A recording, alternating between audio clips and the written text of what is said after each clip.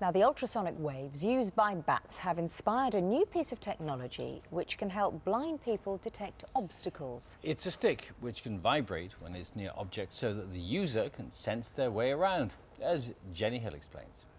Okay, you've got to move forward, Vicky, until that top button vibrates. Vicky was registered blind at birth. Today she's testing new technology to map the world around her. There we are, it's vibrating now. Okay. The cane uses ultrasound to detect obstacles, then vibrates to alert her. Usually she'd rely on her guide dog Eddie. Well, there are occasions when guide dogs are ill, and Eddie has been through his bad stages of being quite ill sometimes, so I think in that case I would use it when he's not well enough to guide me around. And here's the inspiration behind the technology. Insect-eating bats use ultrasound to find their prey in the dark, an idea developed by a team at the University of Leeds. Two transducers which are thrusting out intense beams of ultrasound, so loud that if we could hear them, we'd be rather deafened by that. But the frequency is so high, our hearing doesn't even perceive these sounds.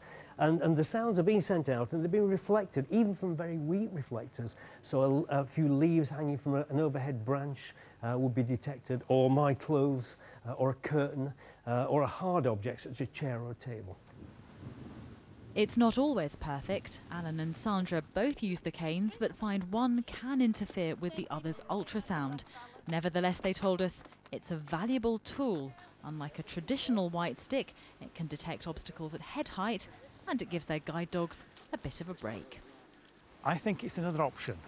I think guide dogs are going to be around for a long time, but there are people who don't want a guide dog, whether that's cultural reasons, whether it's allergies or just personal preference. It takes most users a few months to get used to the cane. For Vicky, it'll never replace Eddie, but as its manufacturers claim, it could introduce her to a whole new world of sensation. Jenny Hill, BBC News, Sheffield. Great idea. Yeah.